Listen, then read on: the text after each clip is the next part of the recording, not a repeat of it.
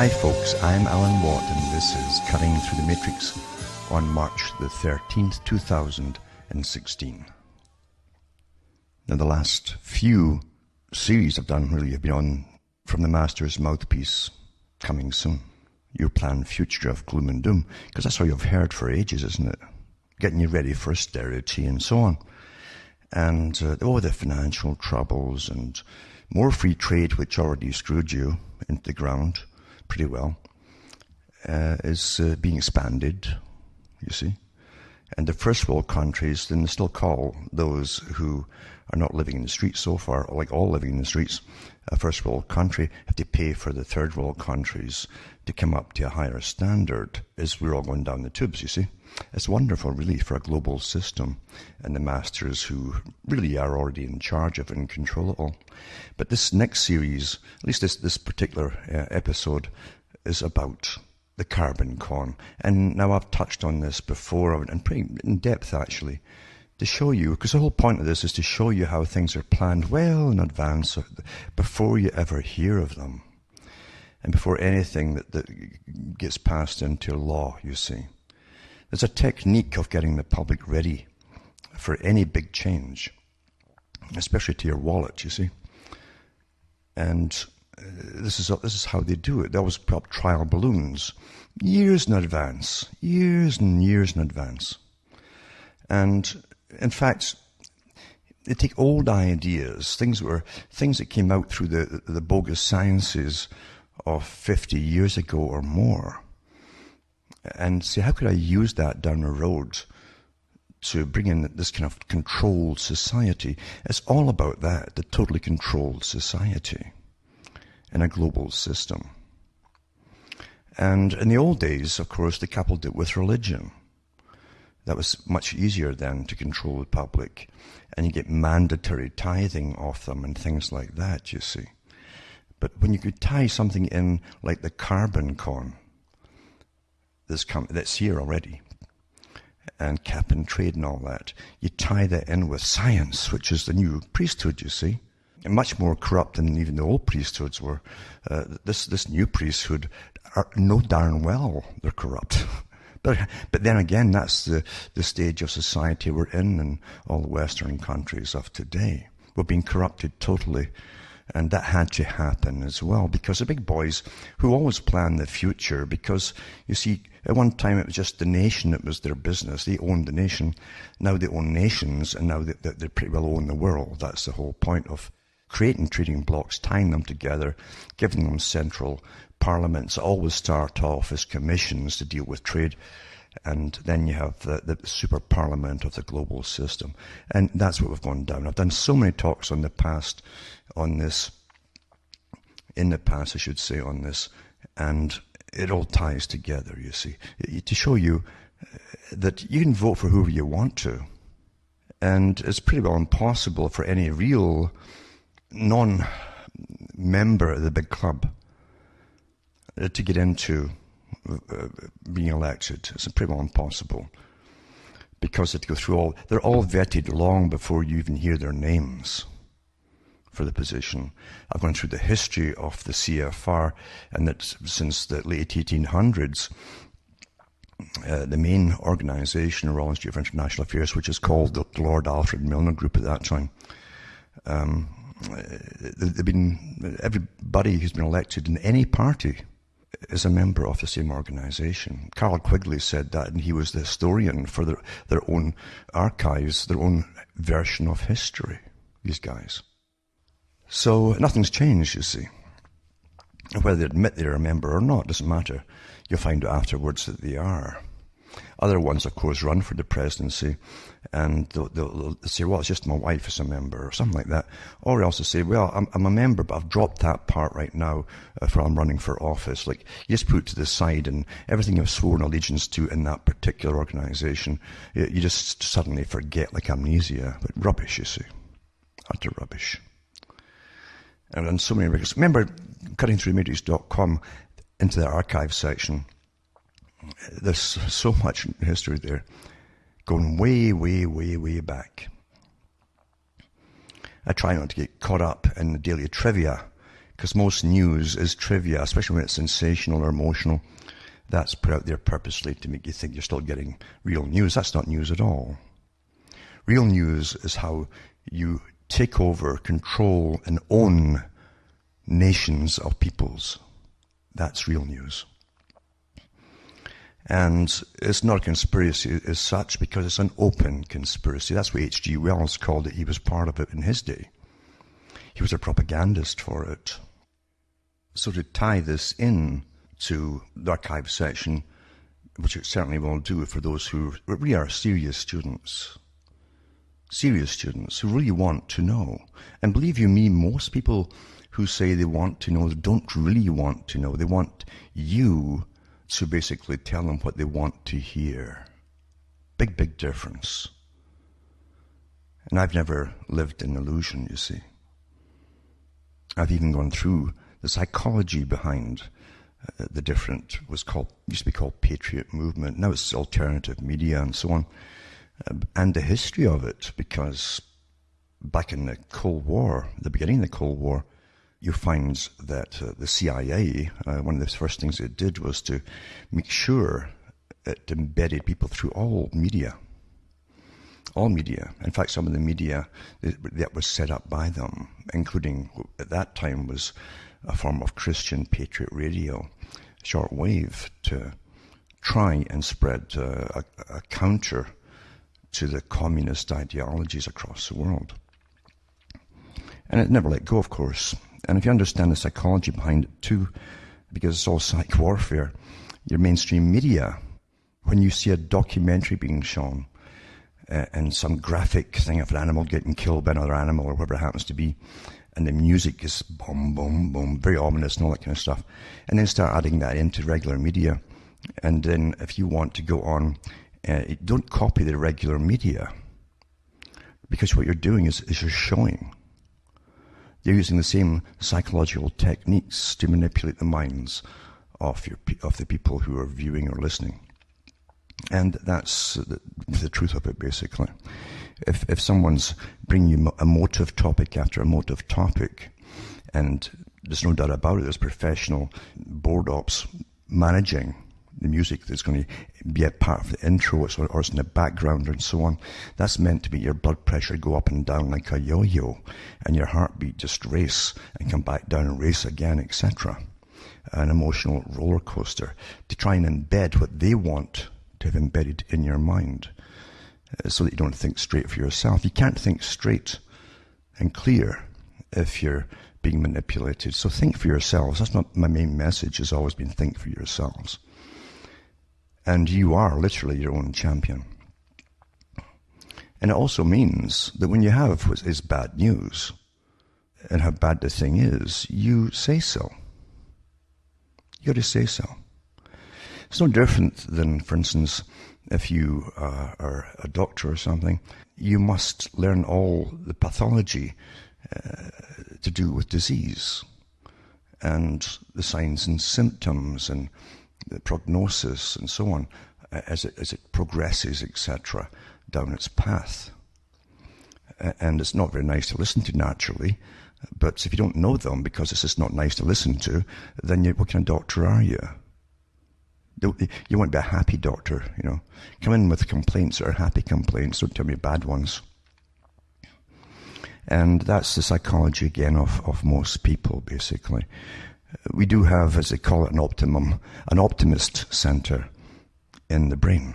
And that was in the media years ago. And they even had talked about the God center, all these different things, you see. Which, the God center basically is an area which is almost a hypnotic state sometimes, if you're thinking about something heavily, quietly, in such a way that you almost forget your surroundings. A natural meditation, you might say. And that's also heavily used and abused by those who know how to manipulate you, believe you me, with television and internet and all the rest of it. We're the most studied species, remember, on the planet. And as I say, with science today that took over from religion, and that was the intention of it long, long ago. In fact, some of the ones who helped to bring all this about talked about that. They used the so-called esoteric groups, like certain branches of Freemasonry, and some of the women's ones too, when they brought up Blavatsky. And she said herself that they would eventually merge Christianity, which was their main opponent at the time. They'd merge it with Eastern philosophies and religion, and also eventually with science, you see. And now the science is at the top for most folk, and the white-coated priests come out and tell you things with absolute authority on the subject, you see. Even though I've read many articles from scientific magazines and studies that admits that most of the things they declare regularly on the media are tossed most as new theories and new the new progress they're making on different topics are thrown out the window later. They're found to be untrue or disproven. Many of the big players who are called philosophers or whatever, happens to be like Bertrand Russell, who is dead now, of course, but he helped plan with other big organizations and groups who were dedicated to changing the cultures of the West, that we're still living through right now, in fact, and more to come. He certainly aided in. He said that we'll train the public to listen to experts. And they can't hear anything on TV today, on news or anything, without some expert getting pulled in to give you some twaddle on nonsense, you see, to get you ready. Well, and also, you see, what that does is stops you from using your own thinking. Well, the expert said it, why should I think about it? You know? So you start parroting the expert all the way into a financial prison, because they'll rob you blind, and that's part of the task of what I'm talking about tonight, is getting you into that financial straitjacket, where your paycheck really and everything you buy is going to be taxed off you into austerity. That's what they got you used to, austerity, and I've done shows in the past on that too. So this is about the cap and trade and all the rest of it that came out, was, you know, from the last meetings. And it's still going on, of course, and there's much, much more to come, because that's all you're going to hear for the rest of your lives is what you owe for existing, basically. Isn't it amazing that everything is solved apparently by money? Isn't it amazing that? Money is supposed to solve everything. So the gods of science, who are also gods of the climate and gods of the atmosphere and everything that walks and crawls and under the earth and on the earth and so on, are truly quite the priesthood, aren't they? You know, awfully lucrative indeed. So I've quite a lot to rattle through the night, all connected together, to give you an idea of what's going on right now. And as I say, that this really goes in from the last series I did, from the Master's Mouthpiece, into this new financial gangsters and so on con that's going on. So it goes from one series into the next one. Ontario Budget 2016. It says the Liberals' cap and trade plan expected to generate $1.9 billion annually. This is from taxing you for carbon emissions and energy taxes and all that kind of stuff. And it was from February 25th, 2016. And it says the average household could pay about $13 per month more in energy and fuel costs by 2017 under Ontario's new cap and trade plan. Now, that's nonsense. It's going to be a lot more than that, because it's going to be taxed on you. Every gallon, every litre of gasoline you buy, it's going to be taxed on to any fuel that you burn in the winter time to keep warm and alive. And everything else, basically. That's where it's to go into. But the Liberal government is banking on that, good name for it, on that additional money going a long way towards creating green infrastructure in the province. What does that mean? Okay. So announced the new details about its cap and trade plan in its 2016 budget Thursday, saying it will bring in $1.9 billion per year starting 2017. The money the government has promised will be spent on initiatives to cut greenhouse gases. There's that nonsense again. If we didn't have greenhouse gases, we'd all be dead. including, because most of it's water vapor, including investments in public transit, clean technology, and making homes and businesses more energy efficient. Now, it's going to also mean that they come into everybody's home and start telling you how to live, what you have to fix if you want to live there. If you can't afford it, you're on the streets, folks. I'm not kidding you. This is where it's all meant to go. The reinvestment includes money that will go back to households. Oh my goodness, sure. It claims the electricity bills, for example, will go down by $2 per month. Big joke is going up all the time. It's meant to, and I've read all the articles from the energy companies about that. Though government officials say how that will be accomplished has yet to be determined. Well, that'll be tossed out the window.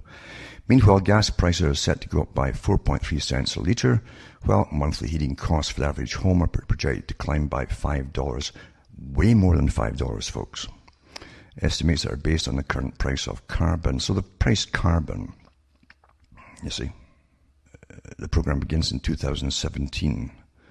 It will affect everyone, but it's the most impact on industries, institutions, and electricity generators who simply pass it on to you, right? And distributors that produce over 25,000 tons of greenhouse gases per year. So it's not just carbon anymore, it's water vapor and everything else, right? They will be required to buy allowances for their emissions. And the province will place a cap on greenhouse gas emissions and create limited emissions allowances. 1 ton of greenhouse gas will equal 1 allowance for a given period based on the cap. What a joke, eh? And it says Ontario emitted about 171 million tons. How can they tax you on something when they have words like Ontario emitted about? Who put their finger out the window and dreamed up a quota here, eh? It goes on and on and on. It says the emissions cap will then continue to shrink by 4.17% per year until at least 2020 for the heating and transportation fuel sector industries. Though the electricity generator section won't face a smaller cap due to the significant cut to emissions resulting from the elimination of coal-fired plants. It's also a big, massive takeover by getting governments, which is what the big boys have been doing forever, actually, is getting together and pushing for all these things, because then they can emit their competition and you're left with nuclear generation. Which again, too, will be limited as well, by the way, because I read years and years ago on the air about the brownouts that were all to come, etc. It's decided to reduce the amount of electricity to everyone in different countries, and they'll be told in advance, they hope, when brownouts will be coming, so you can get your candles out in readiness and so on. Anyway, I'll put these. Remember, all these links I put up for you to read for yourselves. For those who, as I say, serious students. Again, a lot of folk want to hear good news. You know, like this politician's winning for us, winning, all that kind of nonsense. You see, etc., etc. Now you have world leaders invited to Paris Agreement signing ceremony on April the 22nd, and this is from the United Nations. So General Ban Ki-moon has invited all world leaders to a signing ceremony on 22nd of April for the historic climate agreement that was reached in Paris in December last year. Now, did anybody in the population get a vote in any of this stuff? No, of course you don't get a vote in anything that matters. Your so-called elected leaders just go in and it's presented to them, drafted up years before, and they just put their name on it and have a big party, these big meetings. So the signing event will take place at UN headquarters in New York on the first day. The agreement will be open for signature, which coincides with the observance of International Mother Earth Day, observed in many countries as simply Earth Day. It's also Lenin's birthday, by the way, just a coincidence. Secretary General intends to use the occasion of the signing ceremony to further engage leaders from business and civil society to put the new agreement into action. In his invitation letter, the Secretary General said that leaders' participation could also facilitate the early entry into force of the Paris Agreement and provide for the smooth finalization of the operational details needed to give effect to the provisions of the new agreements. It says that in Paris, there were 196 parties, good name for them because they're always partying, to the UN's Framework Convention on Climate Change reached an historic agreement to combat climate change that will spur actions and investment towards a low-carbon, resilient and sustainable future. You know, we could have done with humans way back, these characters here, we could have done with them way back the days, prehistoric days, when there was volcanoes going off all over the place. They could have stopped it all by taxing the dinosaurs, I guess. But man wasn't around at the time. The main aim is to keep a global temperature rise this century well below 2 degrees Celsius and to drive efforts to limit the temperature increase even further to 1.5 degrees Celsius above pre-industrial levels. You know, you don't get really two thermometers agreeing with each other, you know. It's quite amazing. Pre-industrial levels, especially back then, you know, in pre-industry. I mean, whatever they had for thermometers back then, literally, it was so primitive. There was no standardized base or anything for them. But it doesn't matter. Facts don't matter, you see, when the big plans are made for money, you see, and controlling the population and making them poor so that the ones at the top can get awfully stinking rich. And all these new scientists, priests that now are on board with it too. To reach these ambitious and important goals, appropriate financial flows will be put in place, thus making stronger action by developing countries and the most vulnerable possible in line with their own national objectives. So the Secretary General thanked the heads of state and government for their leadership in combating climate change, which of course none of it's put forward to the general public because we don't count, you see. We just pay. That's what you're there for, to vote and pay, you see. When you vote, remember, you're giving someone or a group of people the authority to do anything they want to do to you. That's a legality right there, you see. And this one here, US and Canada promise to lead the world to a low-carbon economy. Isn't that wonderful? I haven't met anybody in Canada that was asked what they thought about it and promised to do this, or the US for that matter either. But here's, I used to hate that thing where they say, oh, the British have done this and the French. It's incredible. You know, suddenly it's all of you are responsible for some country either going to war or doing something. No, it's not. No, it's not. Again, it's the ones that you elect, but really put in front of you to elect by the ones who already own your countries and the world. The US and Canada promised to lead the world, isn't that wonderful, to a low-carbon economy.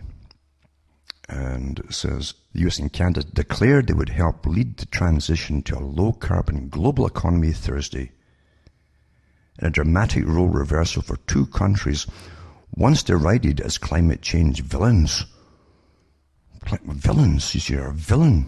Whoa, isn't that awful? You don't want to be called a villain, do you? So pay up. The shared vision unveiled by Barack Obama and Justin Trudeau ahead of a meeting at the White House commits the two countries to a range of actions to shore up the historic climate change agreement reached in Paris last December. The two leaders committed to rally G20 countries behind the accord, promote North American carbon markets. The markets, oh dear lordy. And it's going to cap emissions from hundreds of thousands of existing oil and gas wells and protect indigenous communities in a region which is warming beyond the point of no return, according to a statement from the White House. Well, that statement is good enough for everybody, isn't it? The initiative announced on Thursday brings the US a big step closer to meeting its own Paris target by committing for the first time to cut emissions of methane, a powerful greenhouse gas responsible for about a quarter of warming from existing oil and gas wells. And it goes on to say that the biggest news, however, might be the final break with the policies of their predecessors who obstructed global efforts to fight climate change.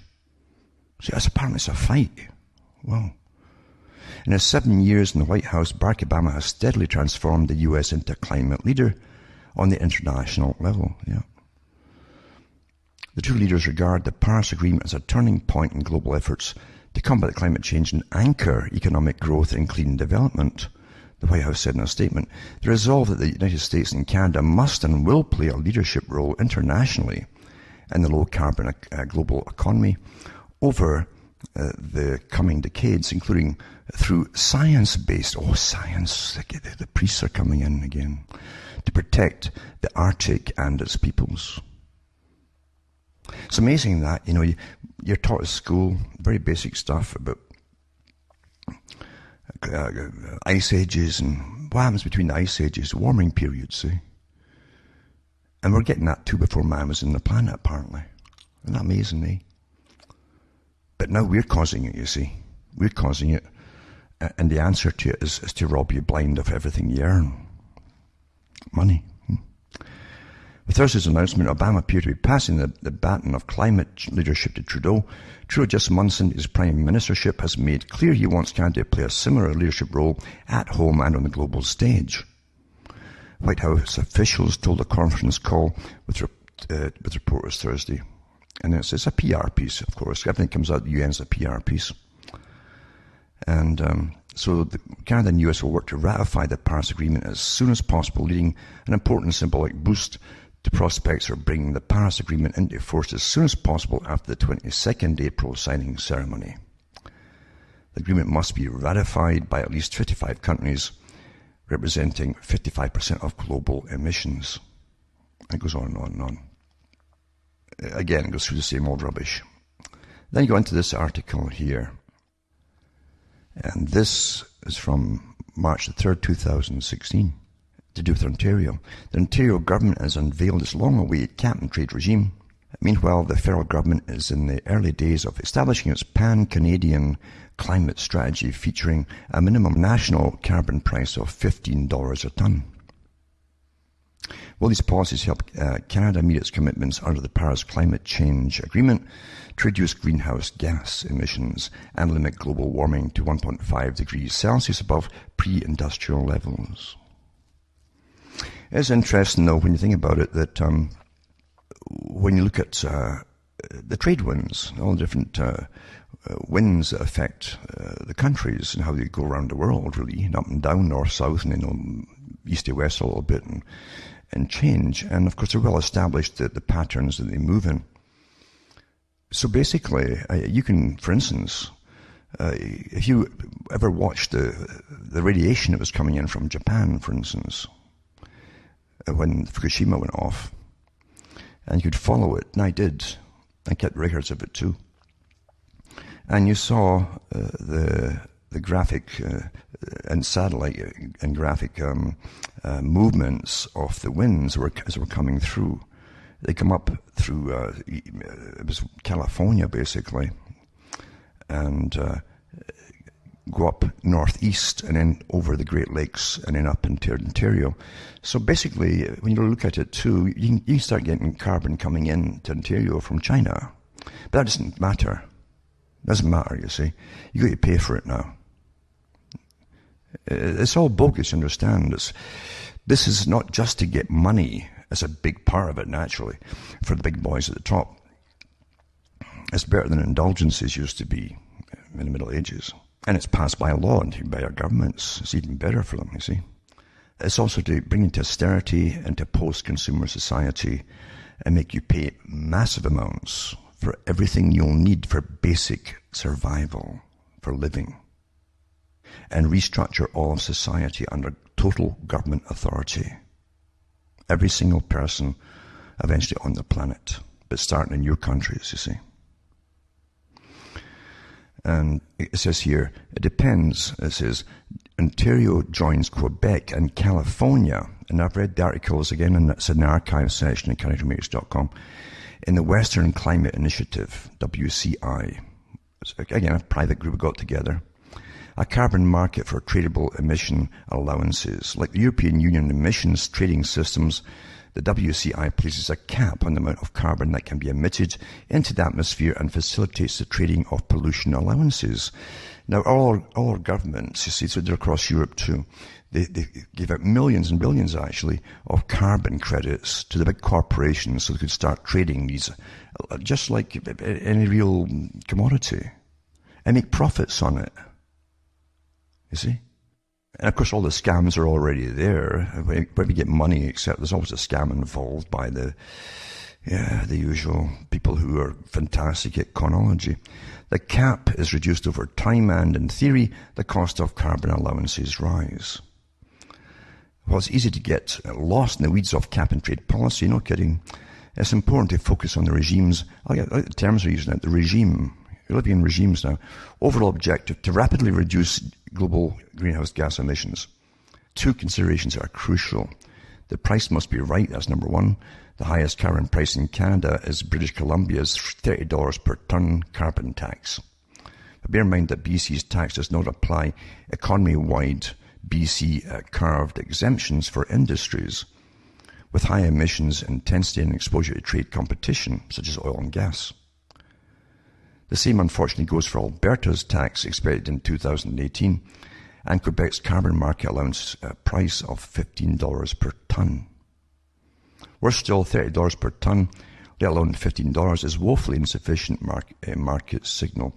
Canadian energy economist Mark Jacquard analysed BC's tax and found that $30 per tonne adds 7 cents per litre to the price of gasoline, just 1/6 of the increase likely required to shift car and truck buyers' preferences to electronic models.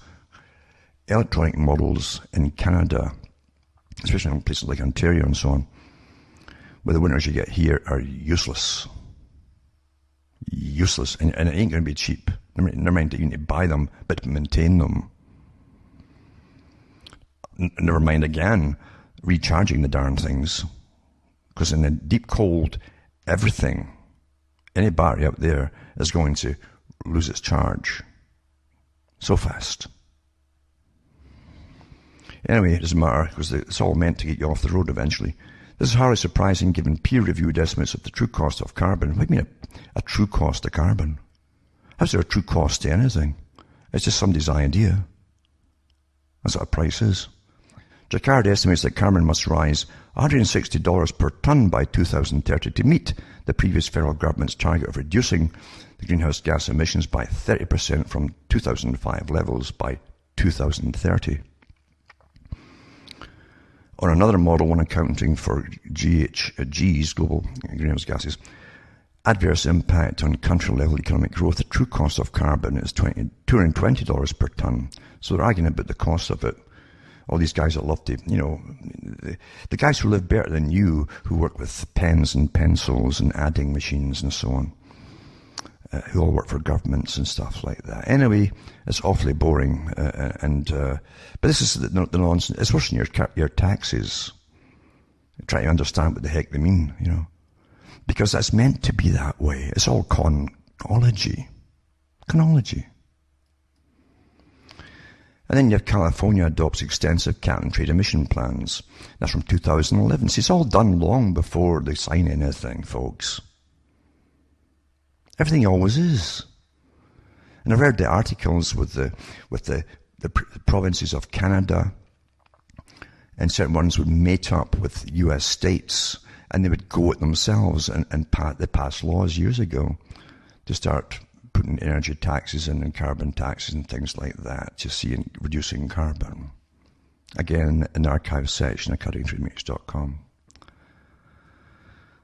And as this was one article from 2011, and it adopted the nation's, in California, the nation's most comprehensive so-called cap and trade system Thursday, an experiment by the world's 8th largest economy that's designed to provide financial incentives for polluters to reduce greenhouse gas emissions. And state officials said they hoped other states in Washington, D.C. would follow suit, calling the plan a capstone, a very interesting term, among the suite of tools California can use to reduce the pollution linked to climate change and cut dependence on foreign oil. It won't matter where it comes from, folks. And then we go into this one here in Ontario, Canada, 2011 as well. Analysis: should Canada have a cap and trade system? And it says 3 out of 4 parties in the House of Commons support introducing cap and trade system to control carbon emissions. But very few Canadians understand how such a system would work, and some provincial leaders think it's just an excuse for the federal government to tax their energy industries. It's an excuse to tax everybody. In its simplest form, cap and trade is a market-based system where the government puts a cap on the total amount of pollution industry is allowed to emit. Each company would receive permits for how much pollution it could produce. If a company produced less than its limit, it could sell or trade permits to other companies that have gone over their limit. Now, how do they even judge how much they're even doing, you see, putting out there? Never mind all the CO2 given off by plants at night and stuff like that. Well, you pay for that too, won't you? Cap and trade is not an untested nor unsuccessful system of reducing emissions. Well, money, punishing you by taking money off you always is. Some way you can fault me anything that way. The US introduced a cap and trade system as part of the Clean Air Act amendments of 1990. It aimed to control industrial emissions that caused acid rain, and that's gone out the window now, of course. According to the US Environment Protection Agency, the acid rain program introduces an allowance trading system that harnesses the incentives of the free market to reduce pollution. They tried the acid rain con way back in the 70s and stuff like that, and 60s too. Every country had these documentaries immediately, all at the same time in every country, showing, oh my God, there's lakes everywhere just dead, nothing's living. Of course, that went by the wayside as the fish are still jumping and the bugs are still landing in the water and all the rest of it. So then they jumped to carbon instead, you see. It says, my concern is that there's going to be a new environmental policy like cap and trade which has questionable results in terms of reducing CO2, carbon dioxide, which we all breathe out, but has an unintended consequence of effectively kneecapping the parts of our economy that are working well. How is that good policy? Asked Saskatchewan Premier Brad Wall. According to some here's the scientists again, experts say, a cap and trade system, if properly designed, should not have that effect on the economy. Of course not, no. Right now, more of the emissions in Canada are in the western provinces, so if the government initially allocates some of those permits here, that valuable property stays here, says Andrew Leach, Professor of Environmental Management. That's his job, you see, that's how he makes his living, at the University of Alberta School of Business. And businesses make money any way you can, including environmental cons, you see. Alternatively, Leach said Ottawa could give provincial governments the right to issue emissions permits. It's a complex system, he says. Simple in theory, but when you start to implement it, it does become quite complex. Well, whenever you get anything that's complex, folks, it's a con. Con. As I say, it's just no different than your money system. You try to call it economics, and it's so complicated. Really? And it's a science. But the bankers always plunder us it used to be twice a century, now it's a lot more. And they just never figure out what's happening and how did this happen, and they're all surprised, all these top scientists of economics. Same thing with this rubbish too, you see. So, should Canada have a cap and trade system? Well, it was decreed as a must-be years and years and years ago, and that's why they're going to get it anyway. Because, as I say, it's to change our way of living, which the big boys at the top always wanted long, long ago. Their rights, the legal right, not just to come into your home and tell you how to live and what to do and all the rest of it, but to manage your life individually, each one's life. From birth to death, folks, in a brand new system with your communitarianism and your Agenda 21 and all the rest of it, you see. Millennium projects, etc. Living in your little community. You won't need to move outside your community. And in the archive section at cuttingthroughthematrix.com, you'll also find all the other articles I've done on communitarianism and the Millennium Project, Agenda 21 and all the rest of it. Again, from United Nations and the big bankers in charge of it again too, and so on. So it all ties in together. And from United Nations, as I said in articles years ago, I read them on the air, where and got all their target dates for things, 50-year plans, 100-year plans, 10-year plans, 5-year plans for different projects. And eventually, pretty soon actually, when all this gets underway, you can't live in the rural areas because you can't afford to drive. So you'll move. Quite simple, folks, isn't it? Your little electric car might get you a few miles, and if you're very, very lucky, if it's brand new batteries in it, through the winter. But he ain't going to get you from the country into a city, for instance, to work, or anything like that. And it says, cap and trade really provides certainty over targets, says BC Environment Minister Terry Lake. So you get a Minister of the Environment, I guess God appointed him. So when you're dealing with industry, when you provide certainty over the targets that you hope they will achieve in a market in which they can achieve that, then they can make long-term plans. What does all that mean?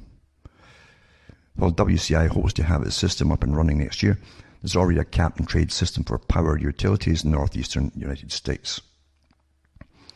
But the only jurisdiction in North America with a cap and trade-like regime for all industries is Alberta, which has intensity targets on all industrial emissions. And it goes on and on and on.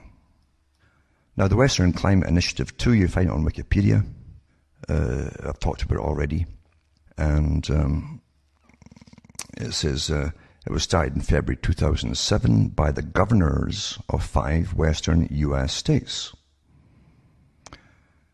such as Arizona, I think it's California, New Mexico, Oregon, and Washington, with the goal of developing a multi-sector market-based program to reduce greenhouse gas emissions. So it was a private little club, you see, that first obviously were bribed to start this off, kick it off. That's how everything works, you see, in reality. And it says they were set up by these governors to evaluate and implement ways to reduce their state's emissions of greenhouse gases and achieve related co-benefits. Well, they'd get lots of benefits privately, I'm sure. These states and future participants in the initiative, collectively known as WCI partners, also committed to set an overall regional goal to reduce emissions set in August 2007 as 15% below the 2005 emission levels by 2020. All the UN target goals, you see. Participate in a cross-border greenhouse gas registry to consistently measure and track emissions, and adopt clean tailpipe standards for passenger vehicles. And gives you their goals and designs. And of course, eventually they brought in Canadian provinces one by one, privately again. Privately again, folks. By December 2011, California and Quebec in Canada adopted regulations based on these recommendations. And at that time, the WCI had no regulatory authority of its own. It was a private club.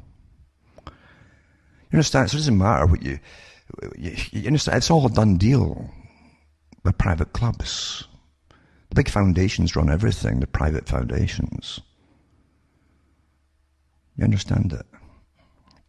And it says, amongst other things, the Western Climate Initiative, this private club, lays the foundation for a North American cap and trade program. Not only in its design and implementation, but its potential acceptance of greenhouse gas emissions offsets from projects across North America.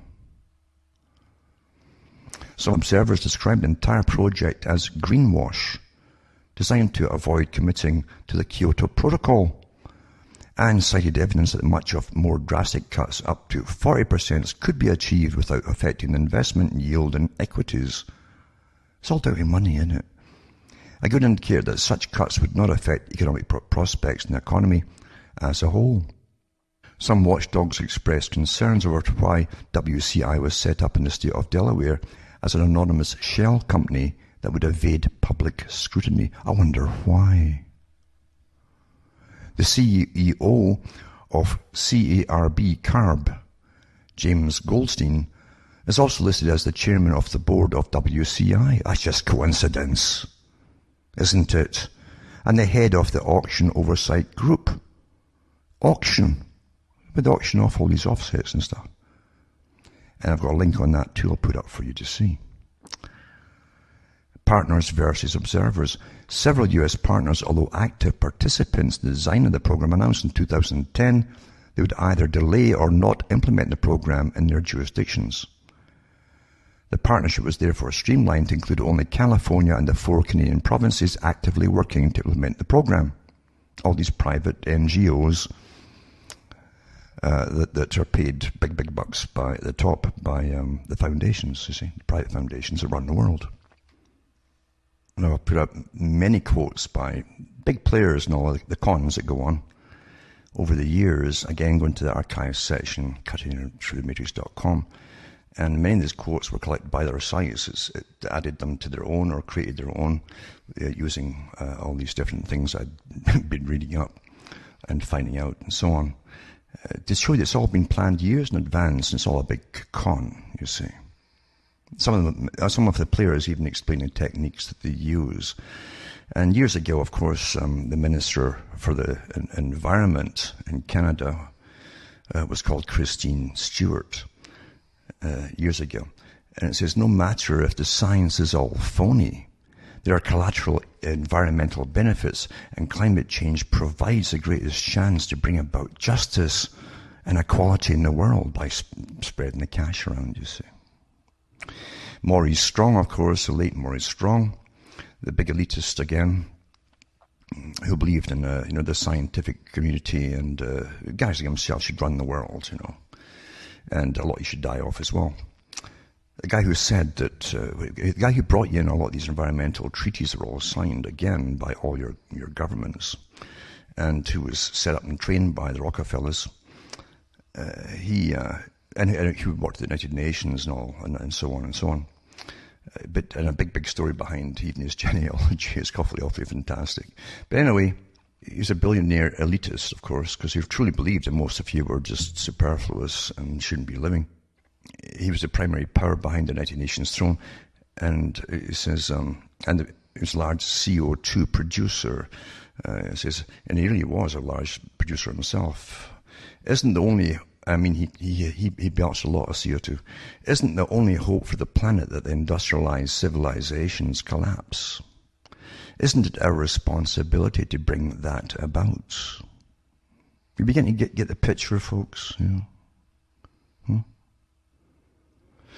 Quote by Michael Gorbachev, communist and former leader of the USSR, who was brought over to set up the Green organization in the US, the Green Cross organization it was called at the time, and the US gave him the old military base, the Presidio, to set up his organization. He was quite open about things. He said the emerging environmentalization of our civilization and the need for vigorous action in the interest of the entire global community will inevitably have multiple political consequences. Perhaps the most important of them will be a gradual change in the status of the United Nations. Inevitably, it must assume some aspects of a world government. He said a lot more than that, of course, and I've even read some of his stuff years ago on the air. We talked about the need to create a new religion based on environmentalism, the planet, a Mother Earth theology, basically, a worship of the planet, and everyone would be subservient to the guys who are in charge of the sciences to do with it. Quite blatant about it. The stacks of quotes here I'll put up from another site tonight, and many of them, as I say, I've mentioned over the years and years ago, I should say. But even has one of the founders, Paul Watson, the founder of Greenpeace, it doesn't matter what is true, it only matters what people believe is true. And Jim Sibison, former public relations official for the Environmental Protection Agency, we routinely wrote scare stories. Our press's reports were more or less true.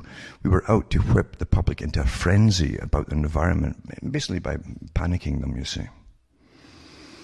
And Ottmar Edenhofer, high-level United Nations IPCC official, says we redistribute de facto the world's wealth by climate policy. So they redistribute the wealth by using a climate policy. Basically, it's a big mistake to discuss climate policy separately from the major themes of globalization.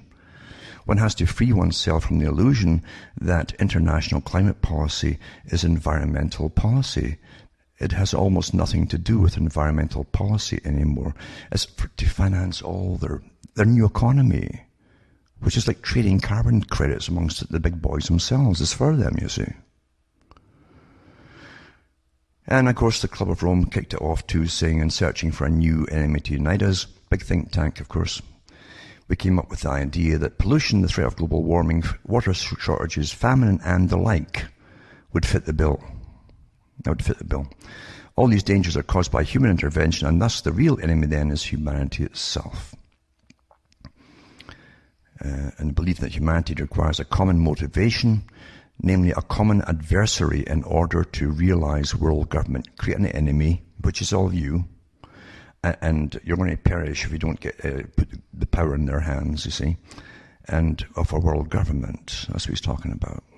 It doesn't matter if this common enemy is a real one or one invented for the purpose. There's many quotes on all of this. Anyway, I'll put that up tonight too for you to see.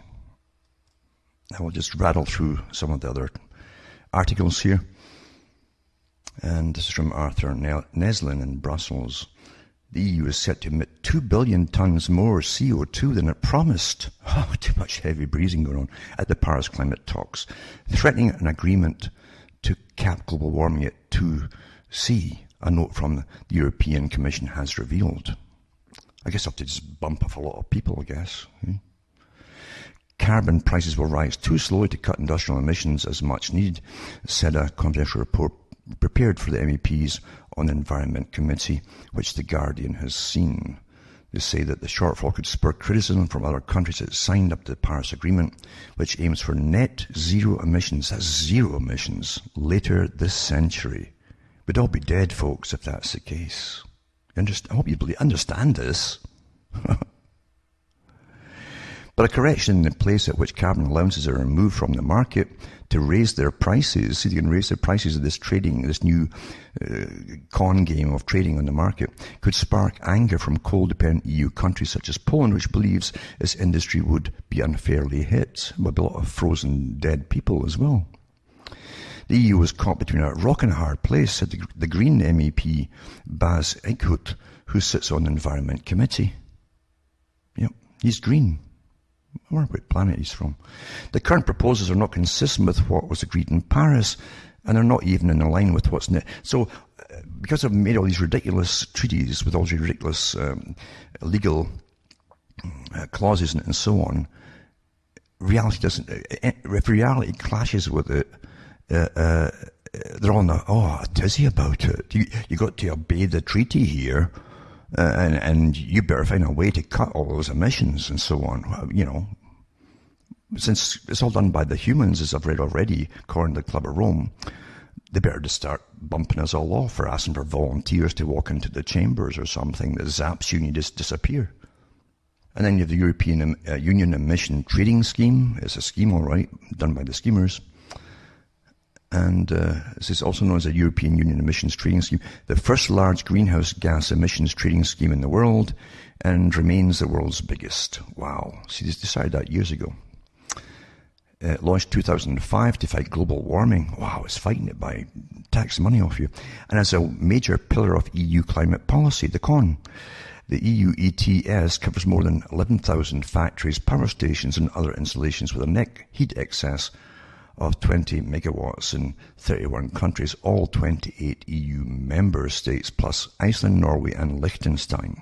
The installation is regulated by the EU ETS. Again, you need a whole set of new dictionaries there, a whole encyclopedic set of them, are collectively responsible in 2008 for close to half of the EU's anthropogenic man-made caused emissions, you see, of CO2, and 40% of its total greenhouse gas emissions.